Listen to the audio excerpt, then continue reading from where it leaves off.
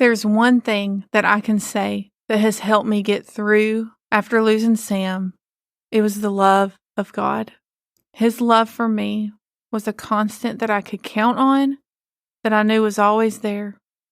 Even when nothing else made sense and everything hurt, His love was there. And His love is what has healed my heart, piece by piece.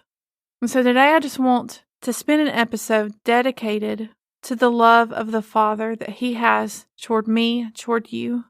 It's a love that we don't deserve, but He gives it to us freely anyway. I pray this episode blesses you. Welcome to Unlocking Joy After Grief. My name's Courtney, wife, mama of 6 kiddos, one in heaven waiting for us, and that's why I'm here. In 2017, we lost our 4-year-old son, Sam, and it's my joy to share with you everything this journey has taught me. So if you're ready for biblical encouragement, first-hand lessons, and support from a fellow grieving mama, then let's lace up our shoes and begin walking this road together. This life can be so hard, and before I lost Sam, I had walked through hard things. Lost relationships, friendships, things that at the time were really hard that I had to walk through. And all of that, I believe, was preparing me for the hardest thing that I will ever have had to walk through, which is losing my son. But none of that compared to the pain I felt when I lost Sam. You know the story in the Bible that talks about how you need to build your house. You don't need to build it on the sand because when the storm comes, your house won't stand. You need to build it on the rock, on a solid foundation, because when the storm comes, your house will stand. The storm that came when I lost Sam completely obliterated my house. There was nothing left.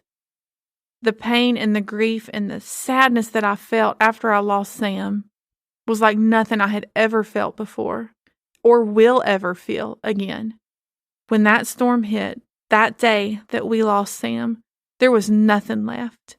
It completely shattered every part of my heart, of my life. And when the dust cleared after that storm hit, and I looked up and I saw what was my life completely obliterated and shattered, do you know who was there, standing in the debris, looking at me with love in His eyes, holding out His hand to help pick me up? Was Jesus. His love was the only thing I had left. But you know what? His love was enough to pick me up out of the debris that was my life and carried me out. Psalm 59:10 says, "My God in His steadfast love will meet me." That's what He did. I was on the ground. Everything was shattered. Everything was gone. I felt nothing but pain and sadness. And God in His steadfast love met me right there in the mess, in the debris, in the sadness, in the pain. It didn't scare Him away. He was there. And I know the same is for you. I know that He was there for you too. When everything in your life shattered at that moment, He was there with His eyes full of love, ready to pick you up and carry you. All these things about God I knew before I lost Sam. He's faithful. He's so good. His strength is never ending. He will always be there. So all of these truths, all of these things are what I built my faith on. The foundation of my faith were these truths of God. He's good. He's faithful. All these things were what I built my life and my faith on. So when the storm hit of losing Sam and it shattered and obliterated everything in my life, everything was gone except for that foundation.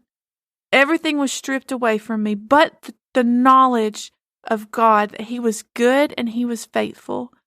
His love is something that we can build our life on confidently because we know it will never go away. And when everything is shattered in your life, that truth, that knowledge can literally save you. knowing that who you've built your life on will always be there. And actually, He'll be even closer to you now, because it says that God is close to the brokenhearted. And I felt that. He was always with me before we lost Sam. But after we lost Sam, I experienced God and His love in a way that I didn't experience it before.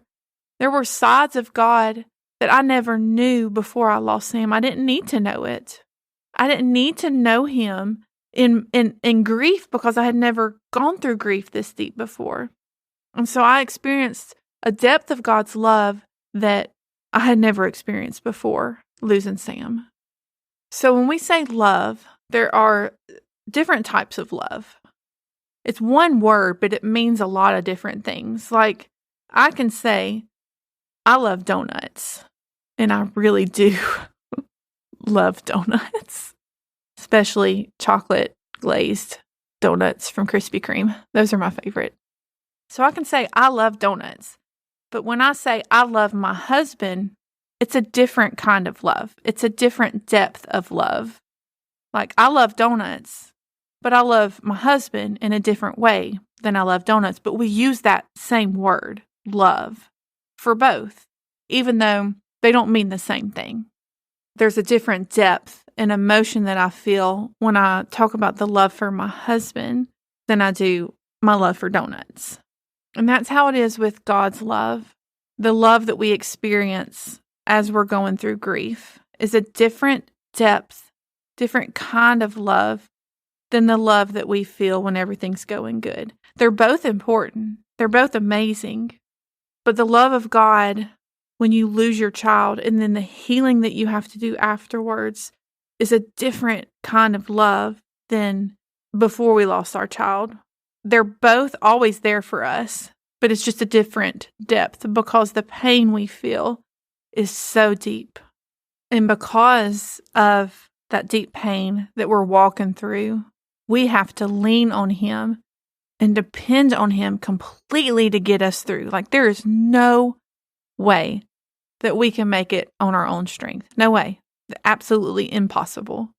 That's why when people ask me, how did you make it through? The only way I can say is Jesus, because He literally is the only way we can do this.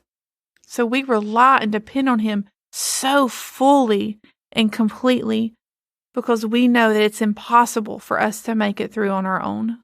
And this love that helps us through is something that will never be taken from us. Romans 8:38 and 39 says, "For I'm convinced that neither death nor life, neither angels nor demons, neither the present nor the future, nor any powers, neither height nor depth, nor anything else in all creation will be able to separate us from the love of God that is in Christ Jesus our Lord." Nothing can take God's love from us. Nothing. That moment that you lost your child, how big and deep that pain was, God's love is still there, holding you as you cried and broke, picking you up and carrying you when you couldn't take another step. And even now, 6.5 years into my grief journey, there are still times that I have to call on Jesus to help me, to pull me out, to save me, to carry me, to get me through. And there has never been a time that I have called out to Him in my grief and my sadness that He has not been there. Not one time. Every single time that I need Him. And I know every single time that I'll need Him until the day I get to heaven, He will be there. And I have that confidence because I know who He is. And I know His faithfulness. I know His love. Going back to the verse that I said earlier, Psalm 59:10, "My God in His steadfast love will meet me." The dictionary defines steadfast as resolutely, dutifully firm, and unwavering.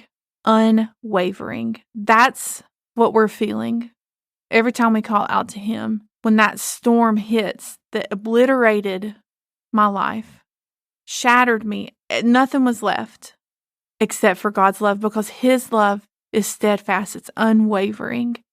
His love isn't scared of the storms His love isn't scared of your pain. His love is there for you. And I can't have an episode about God's love and not talk about the greatest thing that He did for us in His love. Greater than picking me up out of the debris that was my life after we lost Sam. Greater than all the healing He's brought to my heart, piece by piece, over the years I've had to walk after losing Sam. Greater than all the times that I've called out to Him and He's been there for me. This demonstration of God's love is the ultimate, greater than all of that. And all of that has been life-changing for me. It's the reason I'm here. His love is the reason I'm here. Him picking me up and carrying me through. But this demonstration of His love is even greater than all that. For God so loved the world that He gave His only begotten Son. You see, I lost my son. God willingly gave up His Son for us. And that love, that sacrifice that Jesus made, is the source of our hope. If God hadn't given up His Son, if Jesus hadn't gone and willingly died for us, when we lost our child, we never would have been able to see them again. That would have been it. But because of this love, because of Jesus' willingness to die for us, gave us hope. Hope that we will see our babies again. When they left this earth, it wasn't goodbye. It was see you later. And when we see them again, we will never have to say goodbye again. We will never be apart from them again. And that is solely because of God's love, that He sent Jesus for us so we could have that hope. So that when we lost our child, while it's excruciating and the pain we have to walk through is awful, and the things that we have to learn to live with we should never have to learn to live with. But we do all of that with the knowledge that we will see them again. And that is the greatest act of love that anyone could ever do for us. And I fully realized that after we lost Sam. God's willingness to give up His Son, Jesus' willingness to go to the cross, gave me the most powerful thing that I could ever have in this life, and that's hope. So as we go into next week, which at the time of this recording is Valentine's Day, the day of love, I want us to remember the greatest love that has ever been given, produced the greatest gift that we will have ever received. Hope. I'll see you next week. Love you, friend. Hi, Mama. I hope this episode blessed you. If so, would you mind sharing it with a fellow grieving mama who may need some encouragement on her grief journey? Also, please take 30 seconds and leave a rating and a written review wherever you listen to this episode. Reading your reviews brings so much joy to my heart, and I love connecting with you in that way. All right, I'll see you here next Thursday for another episode. Love you, friend.